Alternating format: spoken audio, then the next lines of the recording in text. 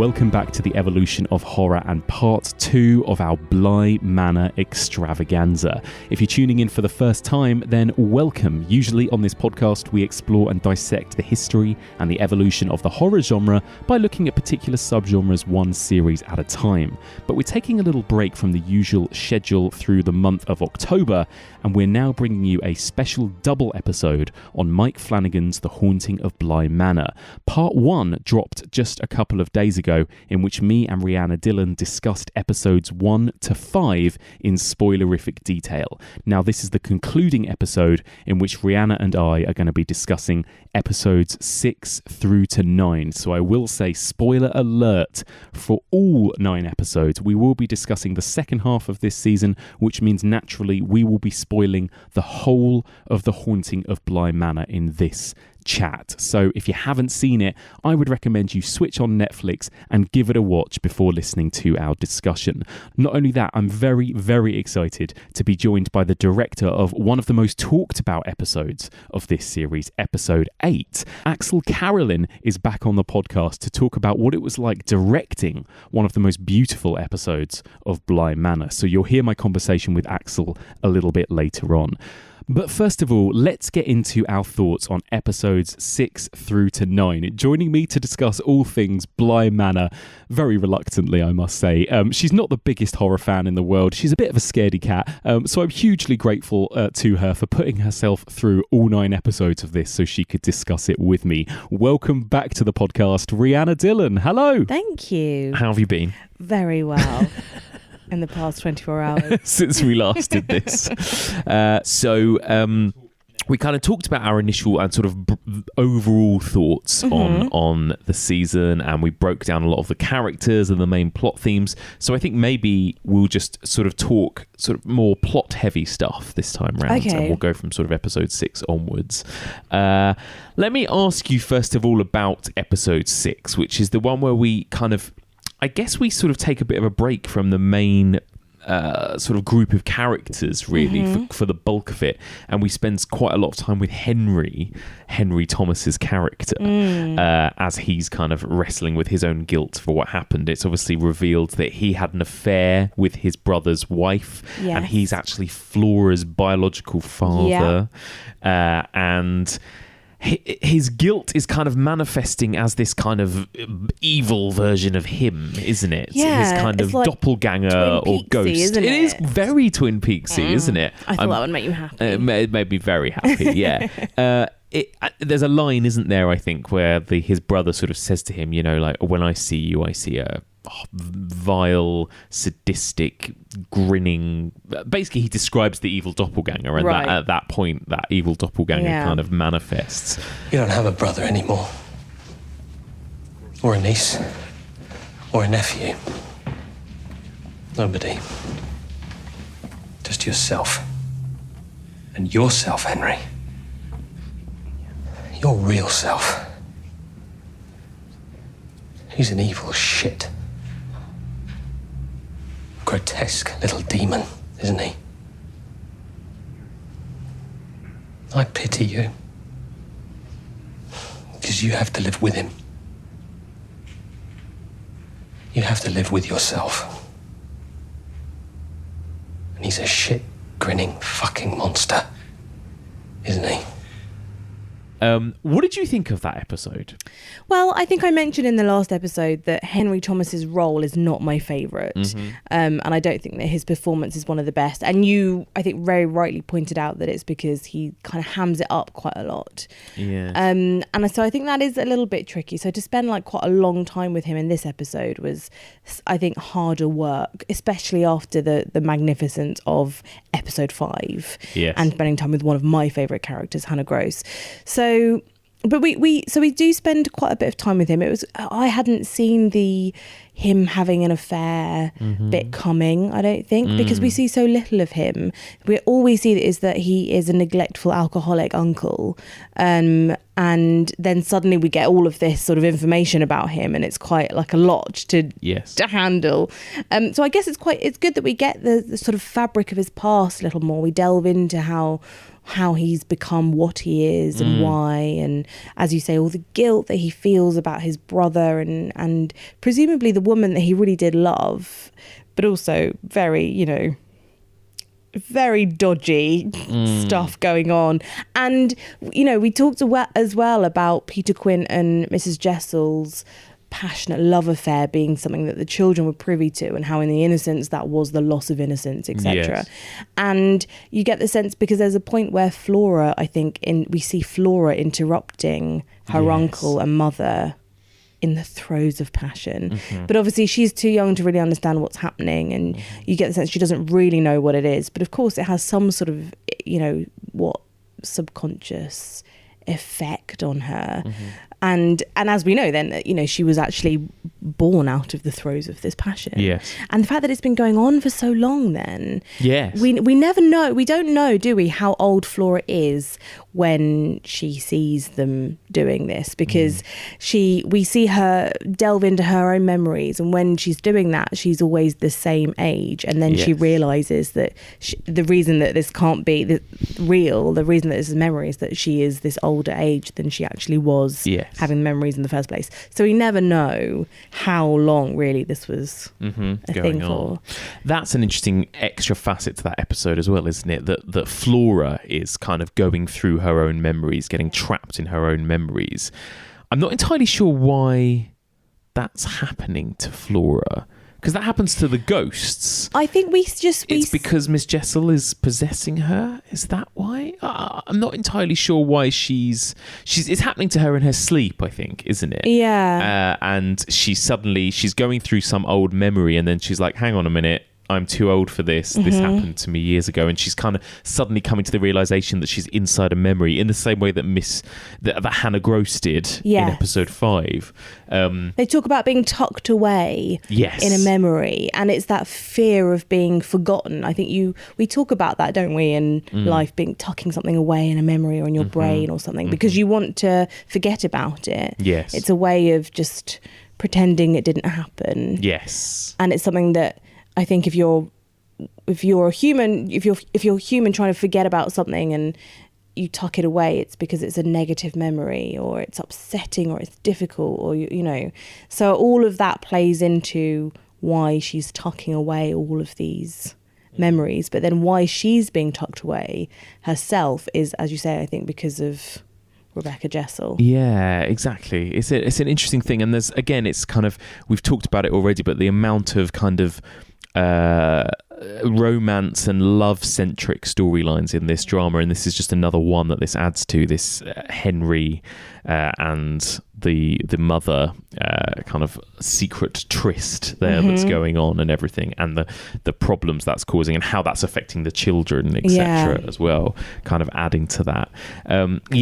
It was probably for me the weakest episode of the series, I think, and that was maybe because Henry wasn't my favourite character to spend all of that time with. And I think, like you said, episode 5 was such a high, and it's just that the drama is just ramping up and the horror inside the house. Yes. That then we spent quite a lot of time outside of that in this little London office. Yes, with Henry. He's very weak-willed in this, isn't he? Yes. He's just, I think, because he's such a weak man and is portrayed as such, and he might, you know, he gets his shining moment a little bit later on. Yes. But at this point, we don't like him. We know what he's done to these kids, and then the fact that they feel so abandoned by him, and then the fact that he's been shagging this woman who is in his, and then the fact that he was shagging his brother's wife. It's, you know, nothing about him is endearing. He's an alcoholic as well, and, you know, treats people not very nicely.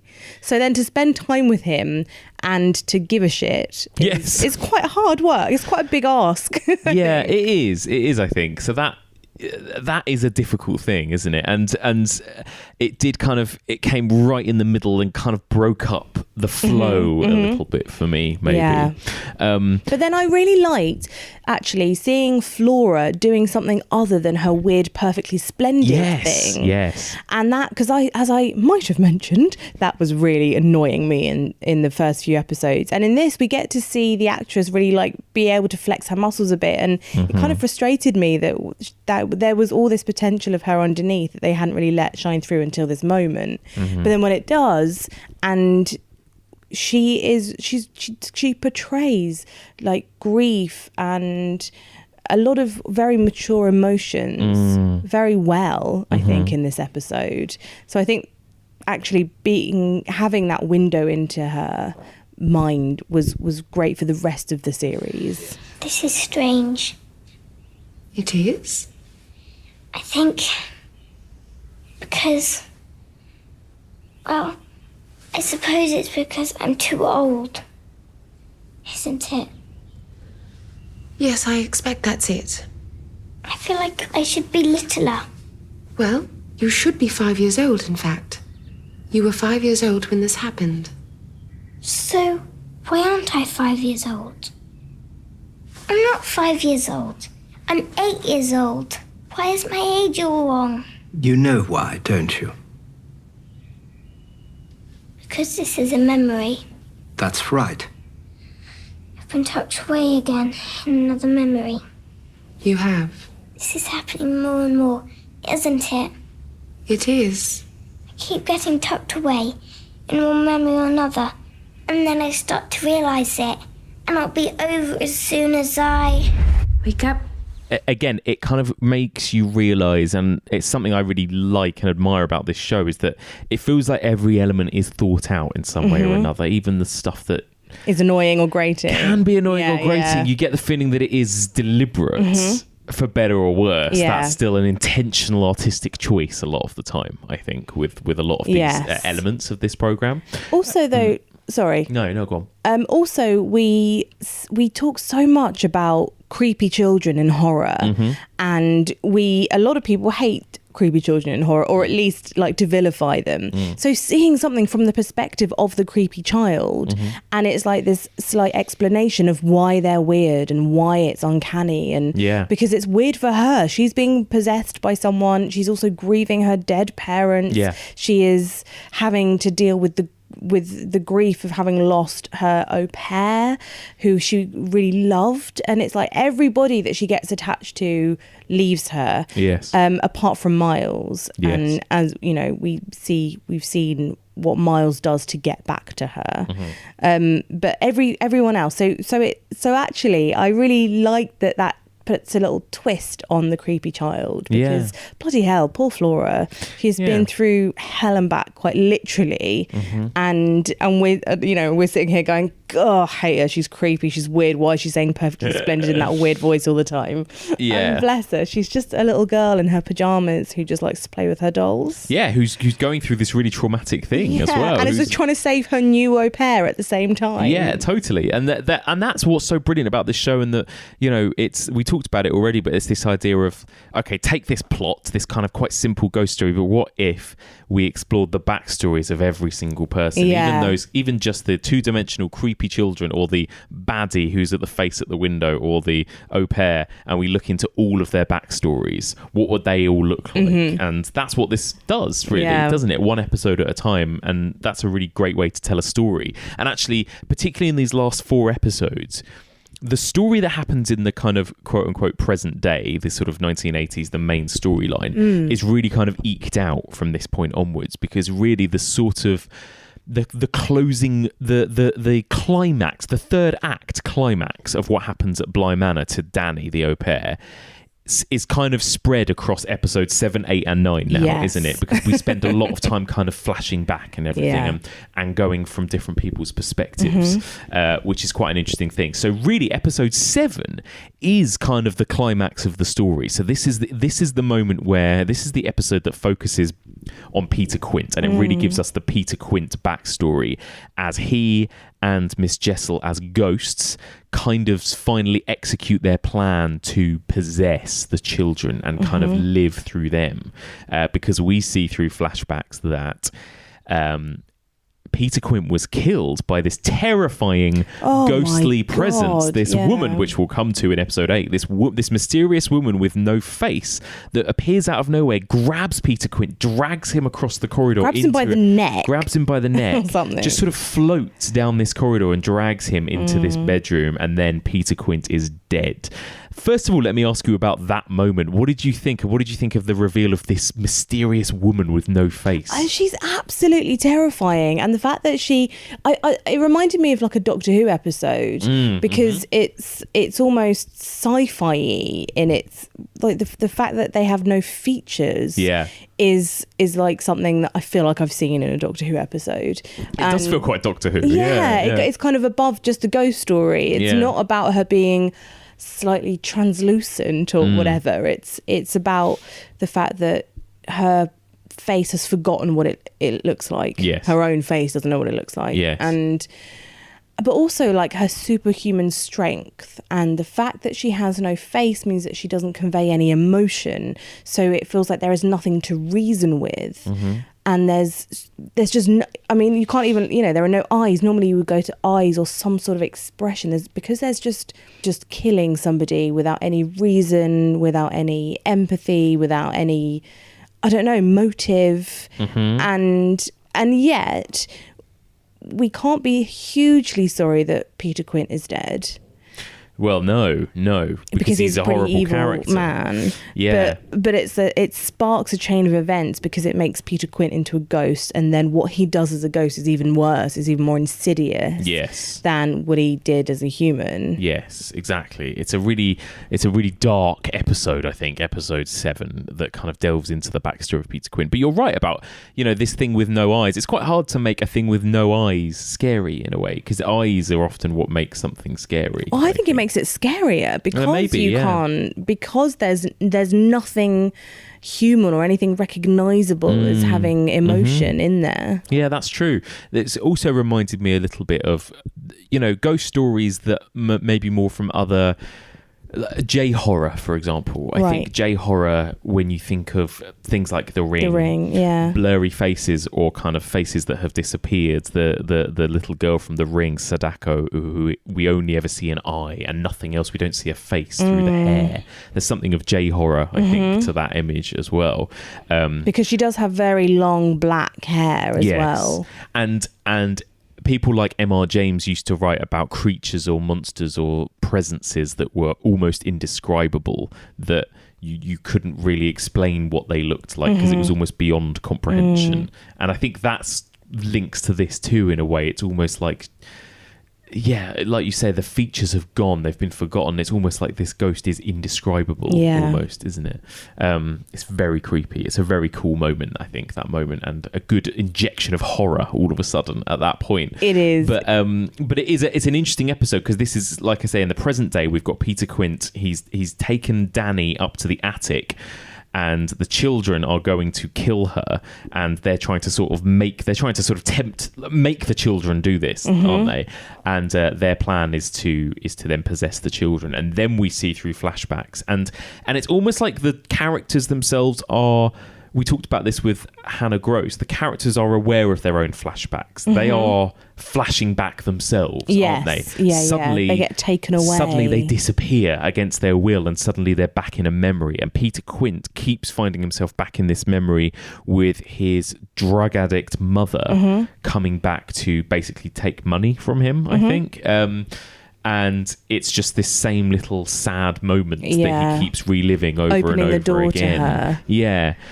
How did you find that? Did that kind of add anything for you to that character? Did you feel more for Peter Quint? I think, we find out, I think, in those scenes as they play out over and over again with slightly different bits each time, that he was abused as a child by his father. Yes. And she didn't do anything to stop it, and also is now back with the father and has been sent by him to get money from Peter Quint. Yes. And so that's all incredibly devastating. Yeah. But I suppose it also, that idea that's why it's that whole idea of like a victim becoming perpetrator, and that's all. I don't know if I really love that imagery all the time. It's quite done. It's quite stereotypical. I don't know. I quite like the idea of someone being evil for evil's sake sometimes. Like the fact that he was abused and so then he became abusive is something that of course happens a lot in real life. But also it still plays into the idea of blaming a victim, or you know what I mean? Totally. And, So and I do it's very kind of struggle often with that. that like these sorts of characters are they're working class characters that have had an abusive upbringing. And actually, why couldn't the baddie just be some other like privileged sociopath or something else, you know? But I did, again, I think because Oliver Jackson Cohen is so good that all of those scenes worked for me really well. His own kind of pain and turmoil that he was going through, and he's doing this incredible evil thing that we see play out in this episode, and yet I still did feel kind of sad for him in a way. I felt sad for him and also so angry, especially when we see what he does to Rebecca. That's in this episode, isn't it? Yes, exactly. So this is he becomes a ghost killed by the faceless woman. Rebecca is still alive, and he realizes he's trapped at Bly Manor. He cannot escape. He gets as far as the border and then he comes back to the house. But he's figured out a way to actually possess people. He can jump into Rebecca's body momentarily. And he thinks that's a way of being able to hitch a ride out of there. But that doesn't work either. And eventually he just decides he wants to kill her so she'll be stuck with him, basically. For company. And also as his ultimate possession of her. She will be his forever as well. Again, incredibly devastating and such a jump, isn't it? It's such a leap from just being jealous to suddenly deciding to murder somebody by taking over their will, kill her in the most horrendous way, which is through drowning in that lake. And the fact that she seems to then separate and see herself drowning, and whether I think that's a memory, she goes back to that memory perhaps of her dying, drowning herself. And it's just horrible. Like, again, this is horror that isn't about jump scares or frightening. It's just rips through your emotions. Because even though Rebecca Jessel isn't, I don't think, the best fleshed out character, and I don't think she's even played brilliantly well or so naturally as some of the other characters, you do really feel for this young, bright, intelligent woman who had ambition, who came to this place, fell for a man put under his spell, and then will never leave that place again. And it's just, oh God, it's so fucking bleak. It is. It's the supernatural version of being stuck in an abusive relationship, isn't it? And the way that he treats her, the way that he's like really, really nice to her, and then does this awful thing, but then still kind of comes sort of whimpering and pandering to her, to say he did it all for love or whatever else. It's a really disturbing, like you say, it's not horror in the traditional sense, but it's a really horrific thing, I think, that plays out with these two. You hid from me after the lake. You hid, and I just keep coming back here. Let me show you how beautiful you are. Let me show you how beautiful you are. Because you left. So beautiful.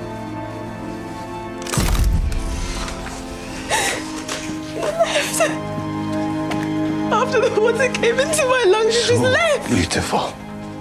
You just left me to do it alone. This isn't what you said.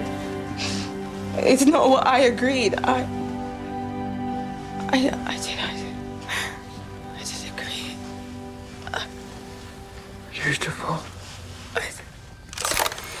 Beautiful. It's just a dark backstory, and then the fact that they've got these children involved, and that now they're trying to both possess these children. Yes. But also I was really confused as to what their plan was. I mean, maybe I need to go back and revisit that. Yeah, just because they still can't, they still know that they still can't leave the grounds, right? Because he's possessed Rebecca and he can't leave via her. Yeah. So I'm not entirely sure why they want to possess the children. Yeah, I guess just to live. Just to exist in Bly, but just to then grow as they grow, I suppose. Yeah.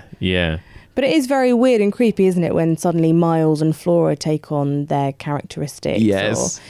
And also it's like these two are brother and sister and you two are lovers, and it's icky in all kinds of ways. So gross and bizarre. But also at no point I just was like, Rebecca Jessel also did love these children as Danny loves them, as everyone in that bloody house seems to love these children, which is great. I'm not, but I never really thought that she would want to essentially kill them in the way that she had been killed. No, I thought that she was just going to go along with what she was told, basically. Yeah. But of course, what was nice is that she doesn't, and there is that twist where she's pretending to possess Flora. Flora knows and is also pretending, so that they can escape. And it all ends, episode 7, with Flora saying, right, I'm going to help you escape, to Danny. They get out to the front garden. This is the most frightening. This made me scream so loudly. And then we have the return of the faceless woman as she just grabs Danny by the neck and then walks her into the house. And it's a proper jump scare that happens at the end. This ghost that we've already seen do this horrific thing to Peter Quint. So we know that this particular ghost, I mean, we've talked about how in the first half there weren't many ghosts that seemed that malevolent or violent. This one seems to kill people just indiscriminately. Yes, and in her wake. Yes, exactly, and has grabbed Danny, and that's where sort of episode 7 ends. So it's like there's a hell of a lot of action that goes on in that particular episode, isn't there? I know, and just that moment where you feel like she's escaped and you're like, run, get out, what's happening, what's Flora doing? Then oh god, it's terrifying. It's that classic thing of, in a haunted house or like in any sort of horror movie, like don't go upstairs, don't go into that dark room, don't do that. Why are you still there? Why are you being so slow? I know. Get out. And I like the way that the story just kind of goes back and back and back. When we get we're going down all the different layers of different ghosts and why they're here and what their stories are. And of course, at this really climactic cliffhanger moment, everything then stops for episode 8, which I think is going to be an episode a lot of people are going to talk about, which is this and really features none of the main cast. No. And we go back, 100 years maybe, to the origins of the creepy woman in the lake. Toward the middle of the 17th century, there lived in the province of Hampshire a widowed gentleman. His name is of little account. I shall take the liberty of calling him Mr. Willoughby, a name like his own of a highly respectable sound. He'd been left a widow after some 6 years of marriage and had devoted himself to the care of his progeny. 2 daughters, born at an interval of 5 years apart. The elder, Viola, the younger, Perdita, in memory of a little girl born between them who had lived but a few weeks. So this is an episode it's directed by Axelle Carolyn, and it's a black and white episode, and it gives us the origin story of this really creepy woman in the lake, and it's done as a very classic ghost story in the way that it is like it's being read to us, isn't it? There's very little kind of in-world dialogue, really. It feels like it's being almost entirely narrated.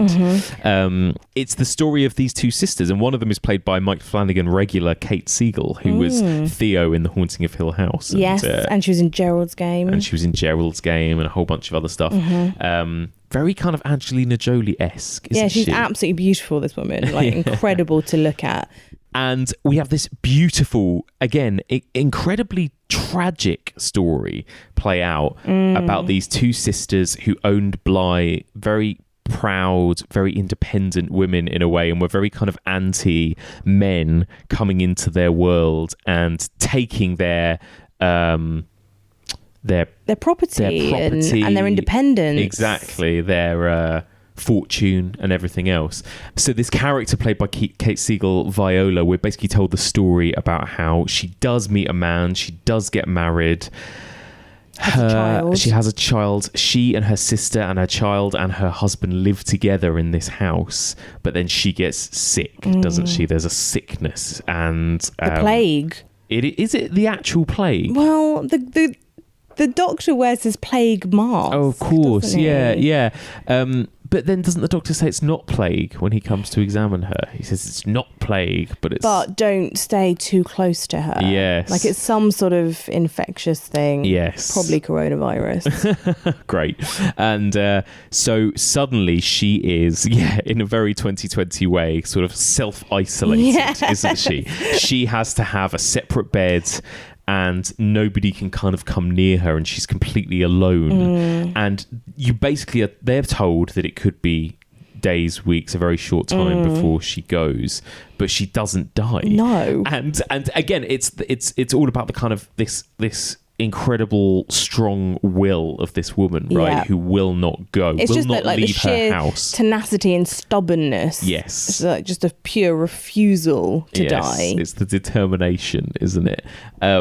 And slowly, because of this, she starts to sort of make everyone else's lives miserable, right? And she has this kind of negative ripple effect on the people around her. She's very angry, understandably. Yeah. And I think she then starts to get very jealous of her sister, who is still young and beautiful. And I think she worries that the husband will fall in love with the sister. Yes. Which is all too, realistic of fear. Yeah, absolutely. And it does happen, doesn't it? And so Viola becomes ill, and because of that they sort of run into money troubles. They're running out of money. The husband wants to sell some of Viola's amazing jewelry and all of her valuable items, but Viola's still alive, even though she's really sick, obviously is refuses to let go of anything. And she's got that stubbornness, hasn't she? And that stubbornness really goes so far into, like, she won't even die, right? She just will keep going for much longer than all the doctors wanted her to, and eventually it comes down to her sister killing her, right? What did you think of that moment? I completely felt empathy for the sister, because Viola has got to this point where she's so warped that she's very paranoid, and it's like a self-fulfilling prophecy. She is almost expecting these people, like her sister and her husband, to start having an affair, and they don't, but when she dies, then they do. Then they get together. But that feels kind of slightly more proper than it sort of is made out to seem through Viola's eyes, because she's so ill. Then the sister starts to take care of Viola's daughter and becomes like a surrogate mother to her, and so she jealously guards the only thing that she has, which is, I suppose, her material possessions. And she says that she'll put them in a trunk, locks them in there, and only her daughter is allowed the key, and she makes her husband promise that only her daughter will ever open this trunk and get her sort of inheritance. And her husband, bless him, says, okay, fine, and does it, and sticks to that 100%. So even after Viola is killed by her sister, which is, again, I think kind of fair, and it puts everyone out of their misery, and the house just gets more into more ruin. They get more in debt, and the sister's like, we need to sell some of these jewels or clothes, these beautiful things. And the husband is like, no, I promise that only our daughter could have it. So out of sheer sort of frustration and desperation, this poor sister then just steals the key, opens the trunk.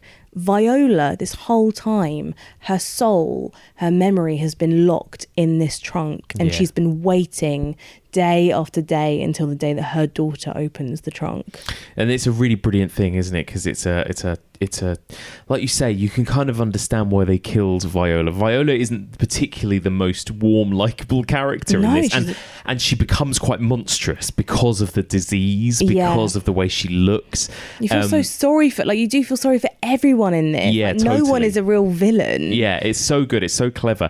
Actually, what it really reminded me of, and of course, Mike Flanagan is a big Stephen King fan with things like Gerald's Game, and everything he does harks back to Stephen King in some way, and it reminded me a lot of Pet Sematary and Zelda, the sister that's kept upstairs with spinal meningitis, who the younger sister was too scared to ever go up and visit. It's this kind of like monstrous, neglected girl in the attic, who is like literally sort of becomes a monster because she's isolated, you know. So awful. And there's a lot of good horror stories about that in a way. There's even been an Inside Number 9 about it, about like a kind of a strange sort of deformed child that's kept upstairs, and they ring a bell when they need something. Like, there are so many stories. That was not a child. There are so many stories though like that, aren't there? And it kind of it chimes, it harks back to a lot of those. And that moment is chilling, isn't it, when she's inside the trunk, when we don't know she's inside the trunk at that point, and she just sort of, and there's that repetition that becomes very important to this, where it's like she gets up, she walks around, you know, she goes back to bed, you know, she sleeps, she wakes, she gets up, she walks, as she's just waiting and waiting and waiting for her daughter to finally open this box. And then of course it turns out to be the woman that murdered her, the sister. And so then she kills her, she strangles her, her soul comes out of the trunk, kills her own sister again. So both sisters have somehow killed each other, which is quite impressive. Yes. And that is really horrible and frightening. And also, I do really feel for this sister, because she does everything out of a sort of desperate need. And also, it kind of sort of insinuates this at the beginning. The sister was kind of falling for this man. And when Viola realises this, she swoops in and marries him herself. Yes. And so there is that element of competition that has always been there, but it's not overt, I suppose. Yeah. And then, this poor woman, again, like, it just feels so sorry for all of these characters trapped in this stuffy, beautiful house, and with the property being the most important thing, and they have all these, their family at their fingertips, and they just destroy each other. She would wake. She would walk. And time went by. How much time? It was impossible to reason. Sleeping, waking, walking, sleeping, waking, walking. And in time, as we all do, she admitted all. Exactly, yeah, they all destroy each other. And then of course the husband and the child, they throw the trunk to the bottom of the lake, right? Yeah.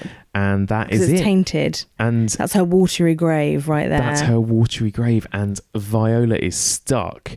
And there's just this wonderful, moving, chilling last 10-15 minutes of this episode where we see her get up and she sleeps, she wakes, she walks, and at this point she walks out of the lake, she walks through the grounds, and she's the muddy footprints that we've seen all this time. To see her daughter, she just is desperate to see her daughter, and she walks upstairs to her daughter's bedroom expecting to see her on the bed, and she never does, and she becomes more and more angry and violent, and she kills people that get in her way, or she kills people that she sees in her house.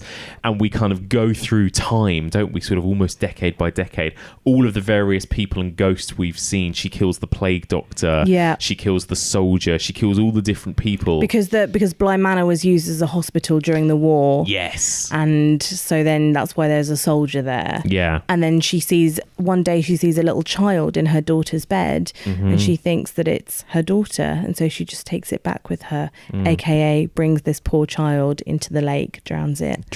And this is the faceless child that we've seen Flora try to befriend earlier. Yes. Oh, it's so fuck, it's devastating. And yeah, that other thing, the side effect to the length of time that she's stuck in this loop is that people have forgotten her, she's forgotten her features, her whole personality is gone, and her face slowly disappears. She's just this routine, and she doesn't even know why or remember why she does it anymore. She just knows that she gets up, she walks, it's really like, it just sends shivers down your spine. I loved it so much. And that's why all these other memories are just there, these figures, because they've also been forgotten and have forgotten just by Oh God, and when you see like weathered tombstones as well in graveyards, and you can barely read somebody's name on it, and that might be like the last remnant of who they are, and then one day that's going to be completely smooth and they will be entirely forgotten. Yeah. Like even if you wanted to remember them, or even if you wanted to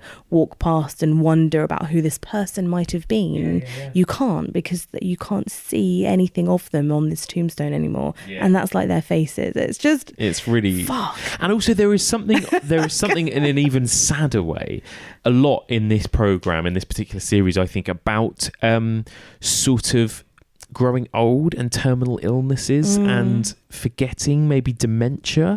Like there's Owen's mother obviously has dementia, and there's definitely an element in episode 9, which we'll get to the finale, about a character who knows that death is coming at any moment, and it's like they're waiting together for her to pass away, and this feeling of this character who is just growing old and forgetting who she is and who everyone in her life is, and how it affects the people in her family, this kind of terminal illness that she gets, and then how she sort of gets up and goes through the same routines and doesn't even know why she's doing it. There's something of it that rings, like, just reminds me of something like Alzheimer's or dementia, and the way her face disappears, you know, and she forgets completely who she is, and she loses her own identity. It's true, but it's devastating. But still, just that pull, that maternal pull, is always there. Again, just instinct and nothing else is there.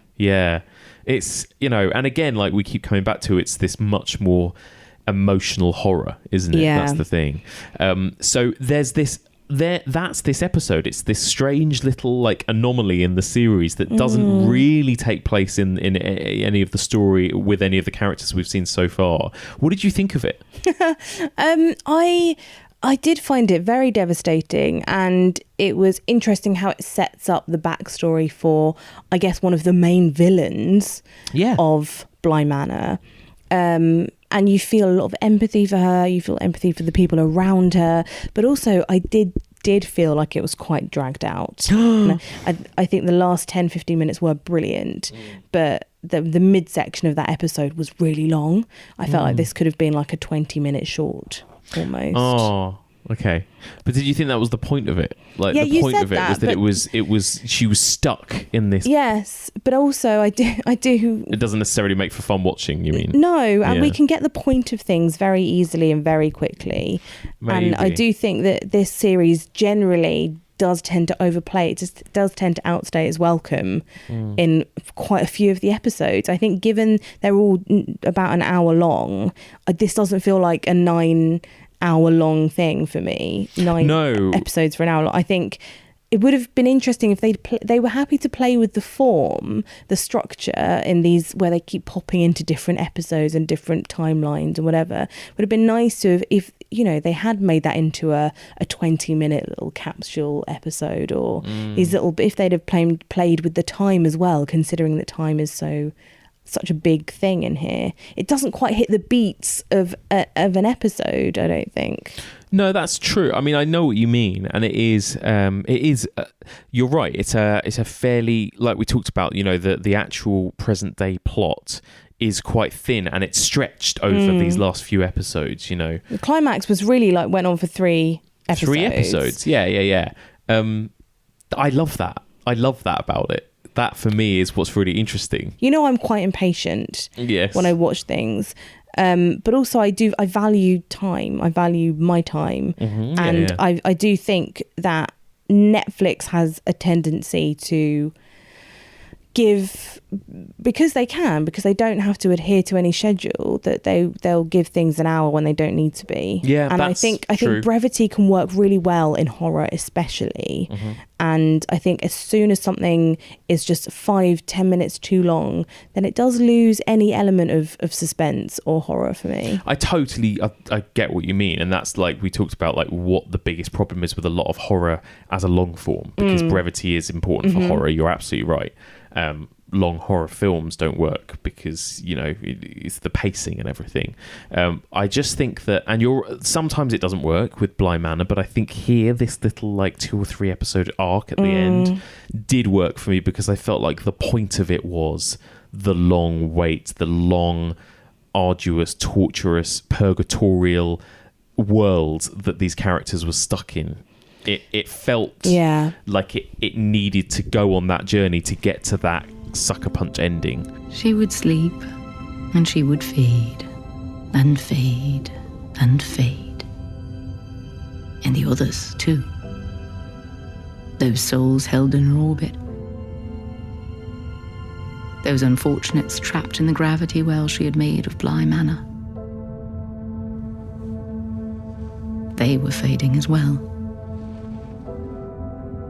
The eldest of Willoughby's daughters, once Lady Lloyd of Bly, now just a thought, just a feeling, not a woman at all, not a person at all, not a name or a face, just need, and loneliness. And rage. Okay, at this point in the episode, I'm going to chat to the director of this beautiful episode, episode 8, the brilliant Axelle Carolyn. Now, for those of you who don't know, Axelle Carolyn is a writer and a filmmaker. She directed her first feature film, Soulmate, back in 2013, which was a classic kind of gothic ghost story. She was also a director on the anthology movie Tales of Halloween. She's a writer. She's written for The Chilling Adventures of Sabrina and a whole bunch of other stuff. And she's actually been a guest on the podcast before. She was here during our zombie series to discuss White Zombie and I Walked with a Zombie with Me. And I'm so excited for her that she got to direct one of the most talked about episodes of The Haunting of Bly Manor, episode 8. So here is my conversation with the brilliant Axelle Carolyn. Axelle Carolyn, hello, welcome back. Hi, how you doing? Really good, thank you. How are you? How has 2020, this crazy year, been for you? It's been intense. It's been intense for everybody, but I've had projects to finish in quarantine. It's been intense. Yeah. We're still there. We're still here. We're still alive. Exactly. We can't complain. So, I mean, the good thing is about lockdown is that I love being able to binge a good new box set or a good new TV show on Netflix, and here we have The Haunting of Bly Manor at last here on Netflix. So, Axelle, you directed episode 8 of this series. First of all, just give me a bit of background info.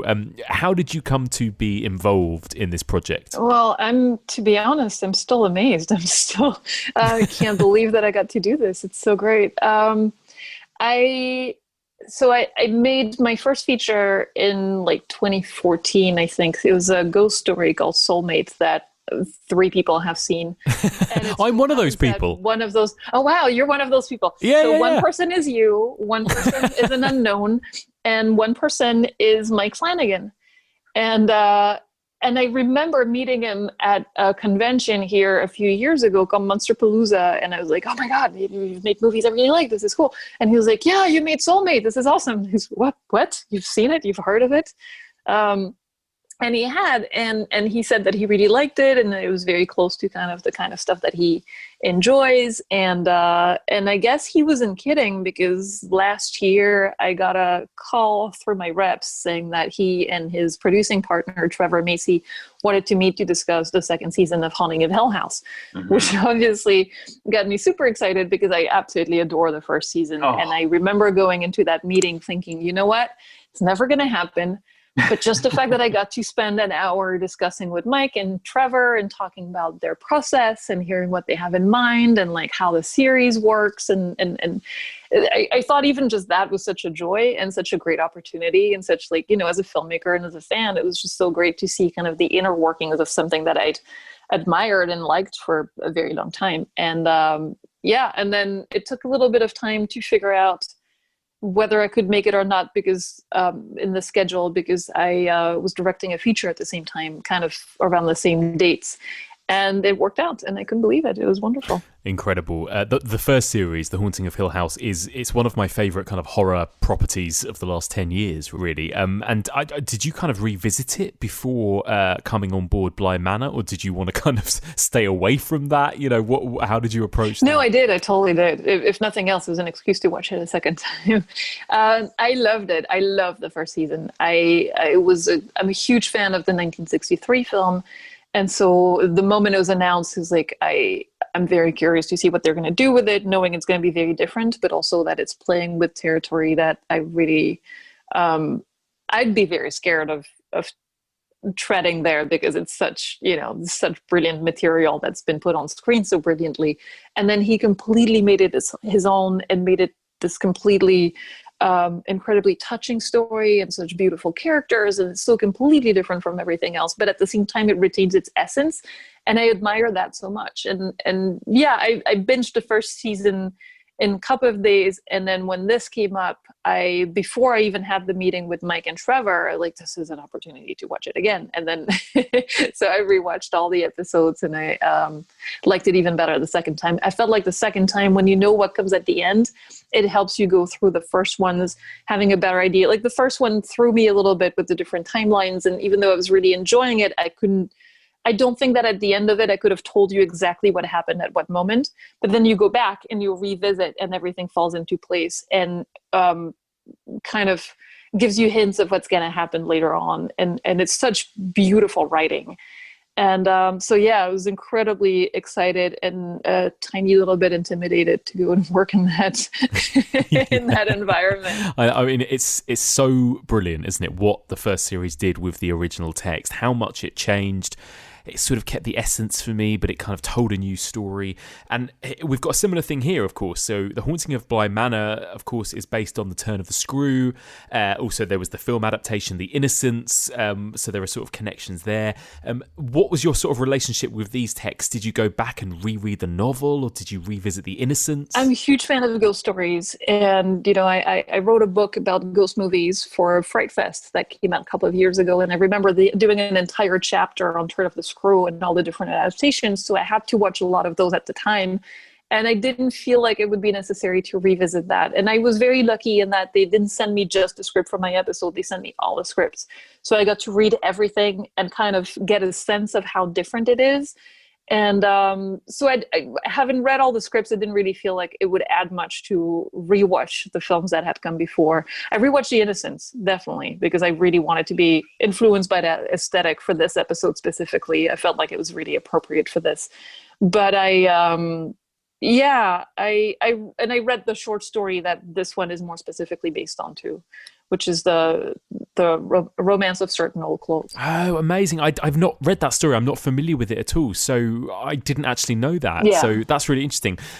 So tell me a little bit about, what it was like coming into a TV show on episode 8 of 9. I mean, how weird was that for you kind of coming into this at this stage? And also, how familiar were you? Did you know what the story was? Were you shown scripts or cuts of earlier episodes? How sort of privy to the main story were you when you sort of came on board? I was just told, so they didn't know when I met. They hadn't written all the series when I first met with them.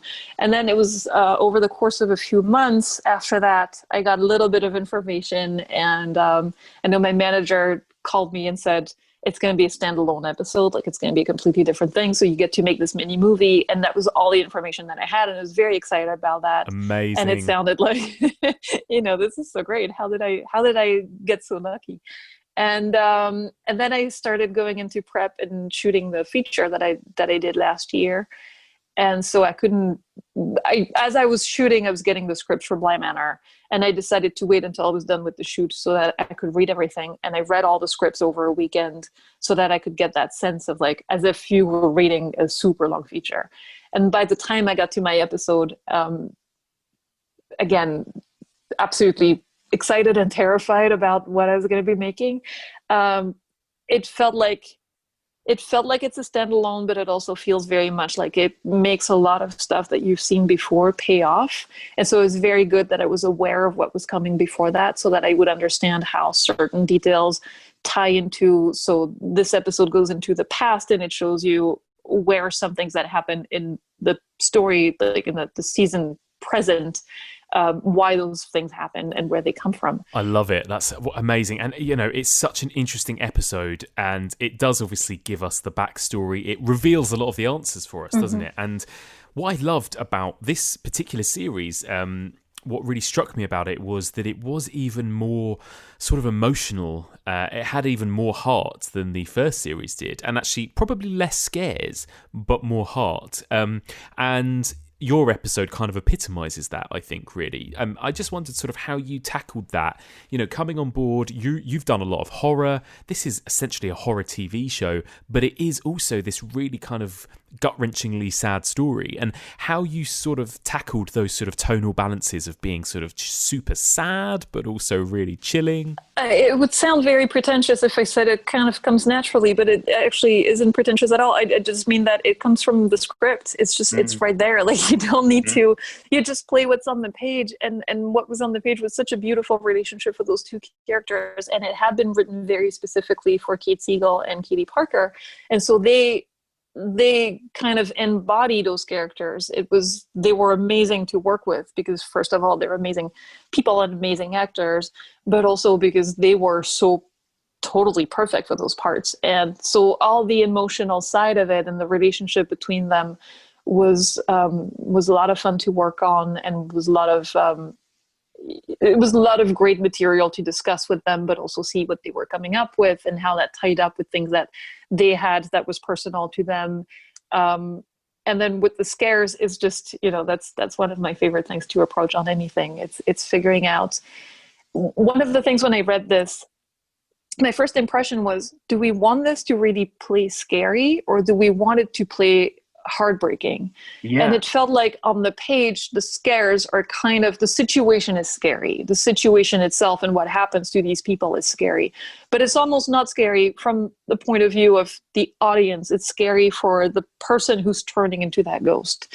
And so it's, as much as it's about fear, it's also mostly about heartbreak and about dealing with not being able to let go of something, which is an idea that I find personally very terrifying, and that I've seen in a lot of my writing. It seems to be coming back a lot, that idea of like, I just can't let go of something I've lost. And so that spoke to me very much, and that was the emphasis that we put on. And I remember asking that question to Mike. It was, do you want me to really play up for scares and to try to make this into a proper horror movie? And he said, I know you have that sensibility, and so it'll come up kind of naturally.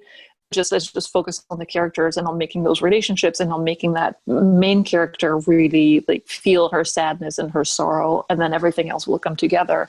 And he was completely right. And that's very much kind of, and it looks like a horror movie anyway, so you don't need to do much to sell that image. That's it. You're so right, and I absolutely love that about it. What I love that Mike Flanagan really gets, it's what he did with The Haunting of Hill House as well, is that I feel like he approaches the story first and the human drama first and the scares second. And actually, that's a really good thing for horror, I think, because what you're doing is building a kind of emotional connection with these characters, and then those scares that sort of filter in naturally through the story and through the situation, they kind of pack more of a punch, really. And it's important, I think. I mean, when I think of my favourite ghost stories, like The Orphanage, The Others, they do have a kind of sad melancholy at the centre of them, right? I mean, ghost stories are quite tragic. Absolutely. And especially ghosts, I feel, because ghosts are very much metaphors for the things we can't let go of, or for people who can't let go of what they've accomplished or haven't accomplished in life. And so I love what it says in The Devil's Backbone, that idea that it's what is a ghost? It's an emotion stuck in amber. It feels like, even when you look at people who say that ghosts are energy, it's very much that. It's like that emotion, or someone who's had something very strong happen to them, and that feeling and that energy is kind of trapped in that moment. And it's I find that idea extremely romantic and extremely potent and very appropriate for what's going on here. It's really about this character who just can't let go of something that she's been dreaming of, she's been wanting, and the moment that it's given to her, she gets sick and it's taken away from her, and she just refuses to let it be taken away from her. And there was only one scare on the page that really we needed to figure out to work as a scare, which was the hands in the chest.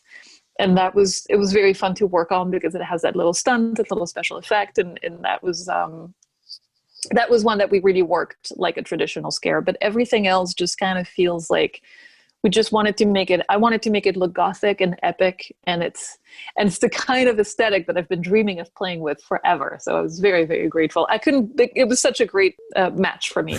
Well, I knew, and I actually, as I watched the episode, I was like, oh, I definitely need to ask Axelle about this, because I spotted a couple of kind of Easter eggs, sort of little references to classic horror in there. There's a shot where one of the characters is kind of running towards a mirror, and we're seeing it in the mirror. That's The Haunting, right? That came straight from The Haunting. That's The Haunting. Totally. Yes, absolutely. Yes. There's two do. There's for the haunting there's a couple of specific shots from the haunting that I really wanted to steal. There was the mirror, although we don't do the gag of the kind of her running into it, but we see like that idea of the deforming mirror that you walk towards. And then in the same hallway, there's another shot that we did with the super wide lens. And so when she's walking past, it looks like she's slightly deformed. And that's the more subtle one. But that was directly inspired by looking at, there's a shot in the haunting where they use a lot of very wide lenses, which is this, I'm so bad at explaining technical things, but it basically slightly, if you use very wide lens, it gives you more of the, you see more of the background. So if I do a close-up of your face right now, you'll be close to camera, but I will see a lot of whatever's behind you. And it will have a slight kind of Christmas bubble effect, like it's slightly deforming. So it gives a slightly weird look to the person who's close to the camera, but also very slightly deformed to the background that's behind you. And so it's a little bit unsettling, and it's a look I really, really like and that I love playing with. And there's a bunch of different shots with those kinds of lenses, but it's so specific that you don't really get to use that unless you're making this kind of gothic horror. And it harkens back to movies like The Innocents or The Haunting, which uses a lot of it. And I've always been dreaming of playing with that. So, and then doing black and white and candlelit. I mean, holy shit. Like, how often do you get to make something so cool? It looks amazing as well. I love just kind of looking at some of the shot compositions that you had in this episode. There is a kind of really cool, there's a scene near the beginning. It's a sort of soiree or a party or something where we've got lots and lots of characters sat around a kind of staircase, almost in a kind of tableau form as the camera kind of moves through. It's just some beautiful stuff, and stuff that, you know, I wasn't expecting to see in this series necessarily. It must have been so much fun to do. It was so fun. Look, we had such a fantastic team. The costume designer was extraordinary.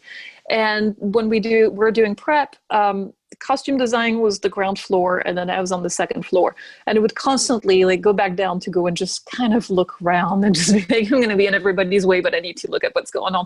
Just not because I have to, not because it's work, but just because I just want to see what's going on with those beautiful costumes.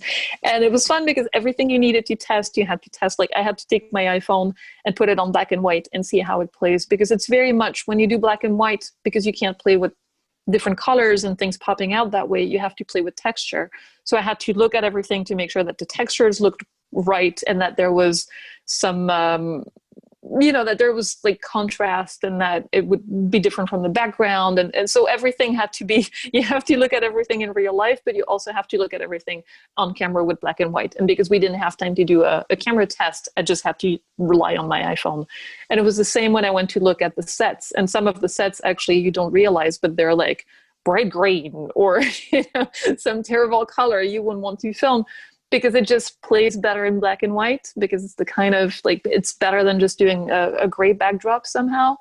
And so I would walk around the sets again with my iPhone, looking at what it would look like in black and white. And production designer was phenomenal. And he had very little time because they were still shooting the final episode. So my episode was the last one to shoot because they had to obviously change Bly Manor, but there were still little scenes to be shot for the next episode.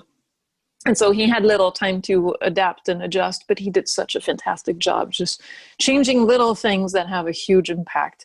Like her bedroom, he removed 2 doors, or like, then adding all those period details. And yeah, it was a lot of fun to do. And for scenes like that one that you mentioned that have a lot of background people, it's both really fun to see because you see it come together, and it looks like I wanted to do something that looked like beautiful tableaus, and just kind of almost like, instead of making a movie, having a bunch of paintings come to life, which is also very much the theme of the episode, because it's kind of articulated around that portrait. But for that, it was very much like, how would I compose this if this was a painting? And that's how we just did this one shot that pushes towards a group of people. There's a bunch of different moments where we just relied on like, what's the most effective way to convey that? And then another thing that was fun to play with, and that confused a lot of the background people, was that I didn't want people to... So originally, when you look at the script, you have the voiceover and it says, Perdita is discussing something with Viola. And so people were saying, well, what are they going to be talking about? What are they saying? How are their mouths moving? And I thought, I don't want the mouths to move if we're not going to hear what they say. So I want everybody, and if you pay attention, I don't know if it struck you when you watched it or not, but they don't make their mouths move when they pretend to be talking. They just move their heads and they move their hands and they laugh and they smile and they behave as if they were almost pantomiming a conversation. But because you have the voiceover over it, it doesn't feel too unnatural, but it fits with the kind of slightly heightened reality of the piece that we were doing anyway. I think that Kate and Katie had a lot of fun with that. But the background people sometimes were like, but I'm supposed to be speaking. It's really cool. I love that it is sort of heightened. The thing it reminded me of actually was silent cinema, because you've got so much of it that is narrated and very little actual dialogue.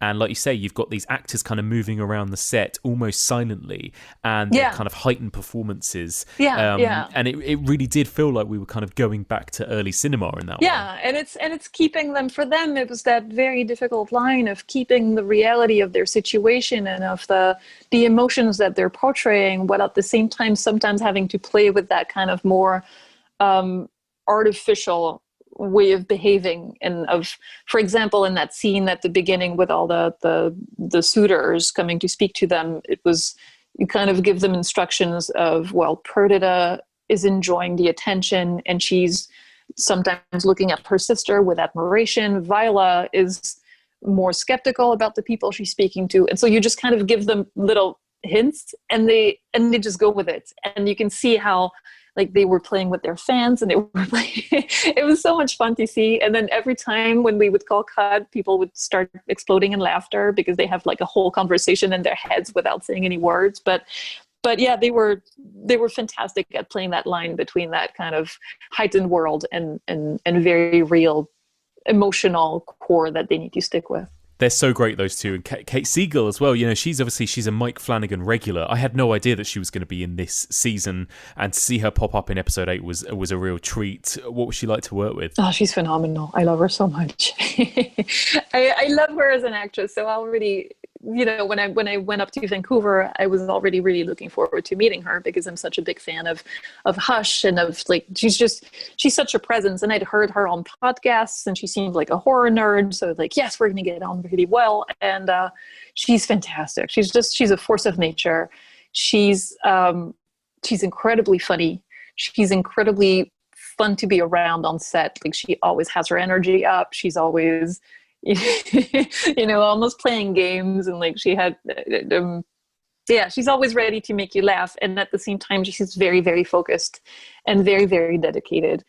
And she and Katie, both of them, were just a joy to work with, and they both had great ideas about what the character was going to be and how to understand certain. It's a very difficult script when you see it on the page because there's so many different layers to what's going on, about things like the reality of the crate and the reality of, well, her body is not in the crate, but because the crate that she imagines when she dies is in the lake, then the body comes out of the lake even though her body is not buried there. Like, there's so many different things that call for interpretation, and they were very much on the ball with all of it, and they had their own understanding of the relationship between the two of them and the husband, and it was, yeah, I can't even say enough good things about the joy of working with Kate Siegel and Katie Parker, and they look fantastic on screen, and they just, like, I mean, Kate in the wedding scene, when you see her with the black and white and that classical, like, she looks like a 1930s Hollywood star. She's just fantastic. She's so good. Yeah, she's mesmerizing in this as well. And these two characters are so interesting because you've got this very kind of complex relationship, right, between these two female characters here. Mm-hmm. When it first started, I thought, oh, okay, is this just going to be a kind of tragic story about one of them falling in love, or two of them falling in love with the same man, and this man is going to kind of come between them and take their money and take their fortune? But it wasn't really that, was it? And you know, they have this very kind of complex relationship, and it kept going in places I wasn't expecting. And of course, then, you know, spoiler alert, these two sisters end up both sort of killing each other ultimately. And there's some really kind of interesting, nuanced stuff going on there between all of these characters, and it's all packed into one episode of television. Oh, it's fantastic. It's like getting to make a whole feature in 15 minutes. It's incredible. And like you said, like, the complexity and the depth of the characters was just astonishing for something that's so quick. But you could have played it both ways. You could have thought it's story of jealousy between sisters and someone who comes between them. But there was that whole other dimension of, no, it's about the two of them, and it's about what they want, and it's about how the definition of family, and it's about having slightly different goals while at the same time wanting kind of the same thing. So when Perdita kills Viola, we wanted it to be an act of love, but at the same time there is jealousy before that, but we didn't play it up too much. But there's being tired of that situation, just being horrified with what's happening, but also horrified to see her sister becoming a different person, and person she doesn't recognize anymore. And so that's all those things motivating what she's doing, which is why she's crying when she's killing her. And like, there is so many different emotions that Katie managed to play at the same time when she did that scene. And we discussed that one quite a bit, just trying to get it. You need to know exactly what her motivations are at that moment. At least for her, she needed to know it. And it was just so multi-layered. It was really, really interesting to play with. And it's really interesting what happens to the characters in the second half of this episode, particularly. I was really struck by how long some of the scenes were able to play out, how much they were able to breathe, because this elongated kind of section where Viola is trapped in the box essentially, and we see her wake up, walk around, go back to sleep, wake up, walk around, and it does actually feel quite long for an episode of television, that you've got this kind of long set piece in the middle. But also I think it's quite important because we need to feel like she's in this kind of purgatory hell world, right? And it must have been really lovely for you to be able to, again, just sort of for an episode of television, being able to let that stuff breathe. It was, and there was even more to it in the script. It was a really, you have 10 days to shoot those episodes. Yeah. And I think that the total here was like 120 scenes, or 130 scenes. Wow. So you shoot 13 scenes in a day, which means you don't have a ton of time on anything. So you need to be very prepared and know exactly what's going to go into each scene. And some kind of, when we were in prep, some had to be put aside and focus on more important ones, because it just isn't possible to do justice to every single thing if you have so little time. But yeah, and it's also really interesting when you see how you can twist things once you get into the edit as well. And some scenes that played a little bit shorter, once you've edited them with maybe pieces of another, seem a little bit longer, or like you can always, it's always that magic of post-production that you can adjust in the end. But yeah, I'm glad you think that it takes its time and that it breathes, because that moment where she wakes up and she realizes what her eternity is going to be is so tragic and so important and so heartbreaking. Again, because she has that contact with the real world, but she doesn't. Like, she can sort of hear people going on in the real world or feel the crates being carried, but she can't interact with them. Yeah. And yeah, there was so much to it, and it was so great to do. It's so great, and it's a really kind of frightening, it's a harrowing thing, and it's like we talked about earlier, the last 10-15 minutes of this episode are gut-wrenching, and it's because we've spent so much time with these characters, we're sort of invested, and it's not a traditional jump scare, but it is this kind of harrowing, chilling moment where we see what happens to Viola and that slow reveal. It's also actually incredibly satisfying, and I'm not even sure how aware of this you would have been making the episode, but the moment where she goes through time and kills all of these different characters, like the plague doctor and the soldier, these are all ghosts that we've seen by this point in episodes kind of 1 to 7. Mm-hmm. So there's something really satisfying about that. Well, that's the thing that I haven't got to see yet. So I'm excited to see the whole season, because I know that they were, obviously having read the scripts, I know that they were somewhere in there, but I haven't seen them. I don't know how they interact exactly. I can tell you that when the plague doctor showed up on set, it's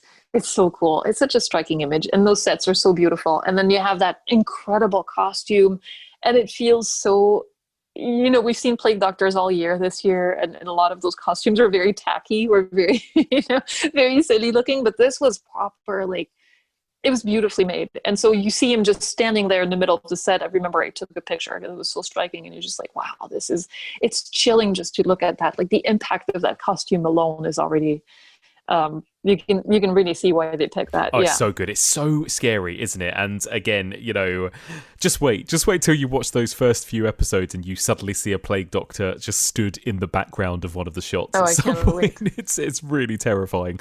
There's also something weirdly quite timely about this kind of plague element too. I mean, watching it right now in 2020, that we've got this character, Viola, who is essentially kind of self-isolated, right? She's kind of in quarantine, and that's sort of the reason for the horror. Yeah, and it's a lung disease as well. So. Oh my god, yeah, it is. There's a lot of coughing. So there you go. I mean, what's so interesting about this is that, I'm interviewing a director of this TV show who hasn't actually watched the whole TV show yet. You've only seen your own episode at this point, not any of the others. Are you going to be binging it this weekend? Oh god, yeah. Yeah. Drops on Thursday at midnight, so I'll be watching the first few episodes at that point. And I want to see what everybody else has been doing. And I didn't get to work with the rest of the cast, so I really want to, see how they were and what they did. And I got to see them on set every once in a while, because I visited when Evan Katz was shooting his episode. He did the finale. So I know Alex Esso. I'd worked with her on Tales of Halloween, so I went to see her, and then I had lunch with her and Henry Thomas, and so I know a little bit of a few of those people, but I'm just really excited to see it on screen too. Oh, I'm excited for you to watch it. I've just been so excited for other people to watch it so that I can actually, talk about it with people. And you're the first person I know who's watched it, like the first of my circle who's seen the whole thing. So it's very exciting to see that you liked it. I did. I'm a big fan. So thank you so much, Axelle, for joining me. Just tell us before we go, have you got anything else coming up? Any other projects? Any other horror projects that we should keep an eye out for?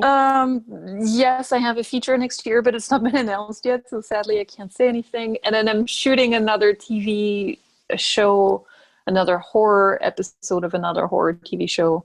I start next week, but I can't talk about it either, so this is very frustrating. But yeah, so there'll be stuff coming out. Amazing. I will keep an eye out. Watch, follow me on like Instagram or something, and then exactly. You'll see what I'm up to. Keep an eye out. Yeah. Axelle Carolyn, thank you so much for joining me. Thank you.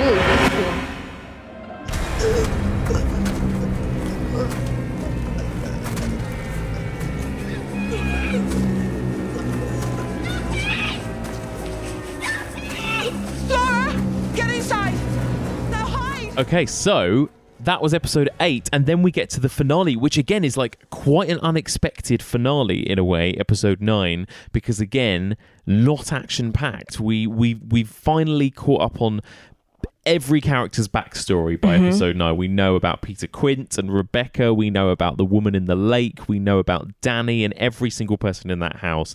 And it all comes together here at this moment where Danny has to be rescued from death by Viola, by the woman in the lake. Interestingly, that whole little climax wraps up in about the first 10 minutes of that episode, doesn't it? That is all super quick, that she's sort of rescued. Basically, Danny kind of lets the woman in the lake in. She lets her into her, doesn't she? It's you, it's me, it's us. Yeah, exactly. And which I think we should have on our wall when we move into our new house. It's you, it's me, it's us. And then that's it. And then the woman in the lake is kind of gone, and everyone is safe. But there is this lingering fear that Danny has that this woman, this Viola, is still inside her, and at some point is going to come out, and at some point is going to take her life, essentially. And then that's it. And then we then sort of move forward through Danny's future as she gets into a relationship with Jamie, and the two of them go traveling, and they kind of get married, and they have a life together. But all the time lingering in the back of this is this fear that this woman is inside Danny and is going to kill her at some point. Yeah. And so what did you think of this strange final episode where we get this sort of love story? I love Jamie. I think she's a great character. We haven't really talked a huge amount about her. But I think she's really sweet, she's fun. Again, we see a breakdown of that tough exterior with Dani, and she falls really hard for her. She calls her Poppins, doesn't she? Mary Poppins, which is very sweet. And I quite like that we have this window into the future. It's like we see the ever after, which we obviously don't usually get to see in horror, often because they're dead. So the fact that we get a sort of the happily ever after is quite satisfying. And then as we get deeper and deeper into it, and Dani's paranoia grows, and she keeps seeing, instead of seeing the man with the glasses, who we have already found out by this point that it's her dead fiance, we see the lady in the lake. And in water, we see her all the time in water, don't we? Her reflection and stuff. I would have really liked if they'd left it slightly more open-ended. I think there is something about it's very American, very sentimental, quite like, I don't know, schlocky. There's something about it that it tries to wrap it up too neatly in a little bow. Yes. And I would have liked there to have just been left a little bit for your own interpretation about Dani's fate. Even if we'd seen this and then she might have just been haunted forevermore by the lady in the lake, I think that would have been quite a good, satisfying, quite realistic ending, actually. Because of course she would be. They would have all been haunted by this horrendous thing that had happened to them. Dani more than anyone, because she was so nearly killed by her. So I think that they didn't quite get the ending. They were almost there. But I also, I did see it coming that Jamie was the narrator. Yes, you did. You mentioned that you called that so early. But only because it was the northern accent that gave it away. And so we know that because it's Jamie narrating and not Dani, that obviously something must have happened to Dani. Yes. So that's, it's pretty sad. It's pretty awful for both of them. And it didn't make me cry any less when we see Jamie in the lake back at Bly finding Dani's dead body, which was, again, nobody gets that happy ending in this, really. No, not really. No one ends up with who they should end up with, or, we're talking about how this is all about relationships, and nobody is happy apart from maybe Flora. Yeah, that's true. Although I guess in some ways Jamie and Dani do get their sort of happy life. Yes. It ends. But it's they had it for a bit. Get it. They do get it for a bit. I know what you mean. It does verge on schlocky. It verges on like just pure cheese. This last episode. And it does. This is something that it's the one problem I had with the Haunting of Hill House as well, that the final episode goes so schmaltzy, and this episode as well, it goes fully into schmaltz, doesn't it? Really, with like essentially really abandons the horror genre altogether. It's not interested in being a horror by this point at all. We still have that lingering presence of this faceless woman, but really it's about this couple growing old together and one of them dying. It's like Up. It was just a bit like the beginning of Up, wasn't it? Exactly, but eked out to sort of 40 minutes as well.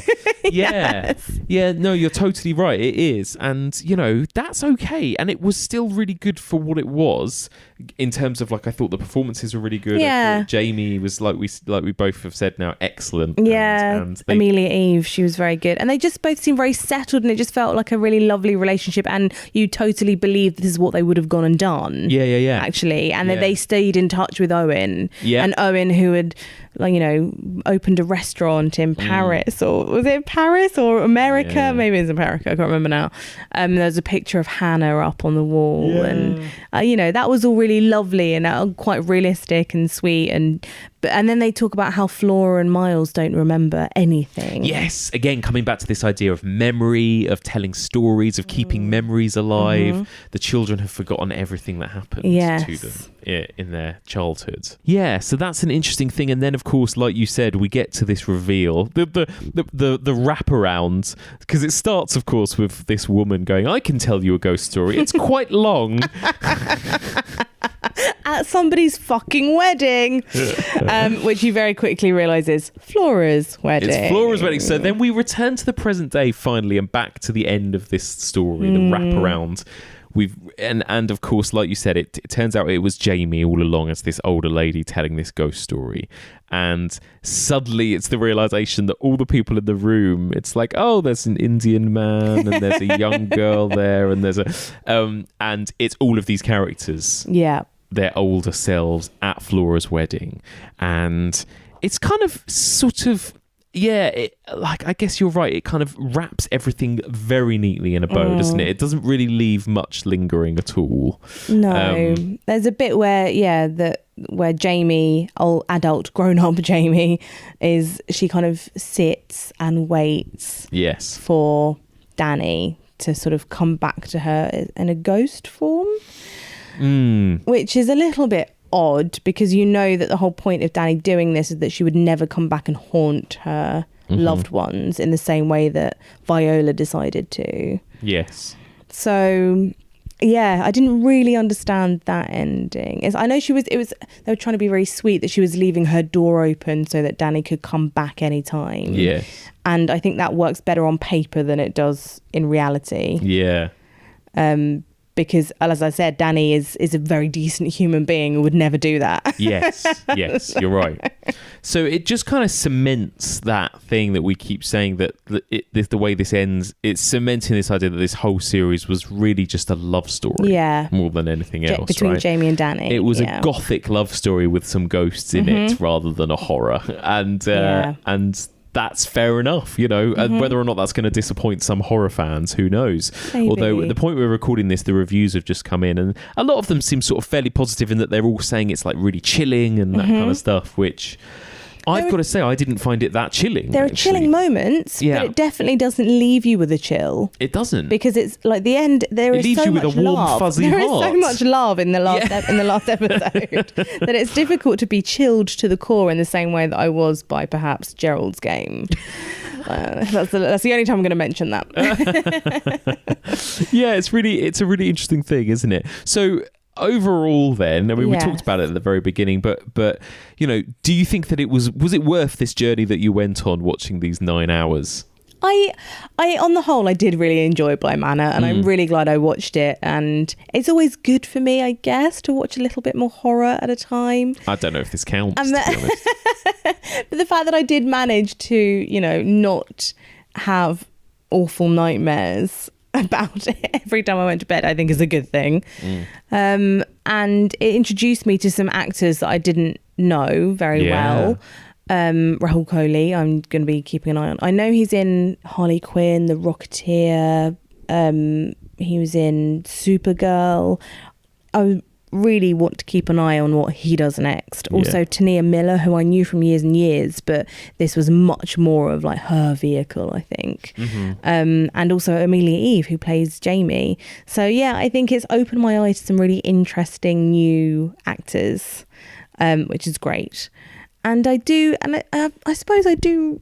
It's made me realise that I do quite like a ghost story. Actually, out of all the different subgenres that you've talked about on your podcast, ghost stories, I think, because there is so much of an emotional connection, and it's not about blood and gore and whatever, which also I don't mind, but the fact that ghosts are so much more tangible because they've existed in human form, that they're not just, I don't know, mindless killing machines.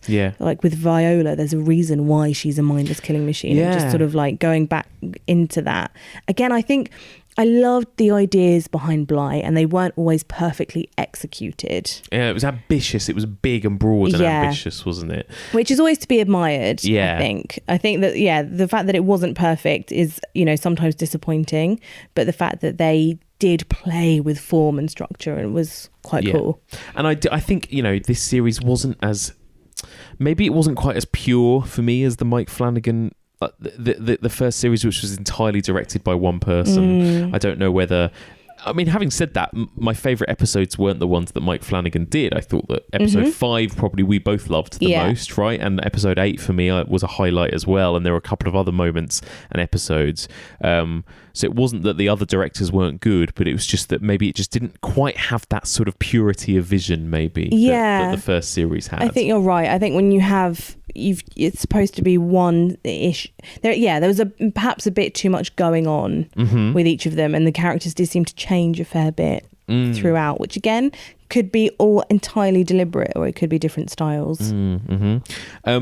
But it's I agree with you about ghost stories. They're my favourites, always have been. And I think it's because they're just good stories a lot of the time. I think with a lot of horror, you don't always necessarily watch a slasher film for its stories or a zombie film for its story. No. You watch it for the frights, the action, the thrills. But with ghost stories, it's got to be a good story most of the time. Every ghost has a story behind it. Yes, and it gets you in your heart. Yeah, definitely. Will you promise that you will at some point watch Lake Mungo with me? Because I really think you would like it, but it is scary. But it's just a beautiful and sad but chilling ghost story. Yeah. And it's just brilliant. Okay. Well, you've just watched it for your podcast. I could watch it again right now. Literally, as soon as I finished watching it, it's so good. I was like, I could just press play again. Yeah, but you always dictate the terms that I have to watch it under, and they're always in the dark at night when I have nightmares. So I don't want to do that. Yeah. No, so I no. would. There's no way like me and Adam Robinson even talked about this, where Adam was like, I would police how people watch this. Like, you have to turn your phone off, put it across the room. You cannot have the lights on. You have to have the volume up. Like, it is not a film you could watch just in the middle of a day on your MacBook while you're looking at your phone and doing other stuff, because you would miss the entire point of it. Well, that's fine, but also like I always have issues. Why are we doing this on mic? I feel like we're having a cross argument now. Yeah. I don't like, you always make me watch things late at night when I get really freaked out, and I'm very suggestible, and I go to bed and everything that I've just watched seeps into my brains, and I get really frightened and I can't sleep. Okay, so how about we watch it at like 7 p.m. so it's still dark out, so we can still turn the lights out, but it will be finished by 8:30 p.m. and then we can watch a comedy or watch an episode of Family Guy or something afterwards. Okay, just FYI, Family Guy isn't my palate cleanser. It might be yours. Okay, fine. Yes! What are you going to do for me? Oh, watch The Notebook. No, why do you always go to The Notebook? Because you try and think of the worst film you can possibly suggest. Because it was on the other day, and I was like, oh, should we watch this? And you were so dismissive that now it makes me really just want to make you watch it. Ugh. So yeah, The Notebook. No. Even no. You think The Notebook's No, shit. I don't. The difference is that I love Lake Mungo and I want to show it to you. I really like The Notebook. No, you and I haven't don't. No seen one it for likes years. The Notebook. It's and a terrible Ryan Gosling film. is gorgeous. It's a terrible And Rachel film. McAdams is great in it, and I don't know why you wouldn't. It's also got Jack Lemmon's in it. And So, thank you so much for joining me to discuss The Haunting of Bly Manor. Where can people find you and more of your podcasts out there in the world? I am on Six Music every Monday doing film and TV reviews with Laura Laverne, and I am doing a podcast called Rap Party at the moment with Prime Video alongside the great Michael Leader, who is my nerd in residence. Yes. And I'm also seeing you through London Film Festival 2020 at the moment, so have a look on your podcast apps for that. Amazing. Thank you very much. Thank you.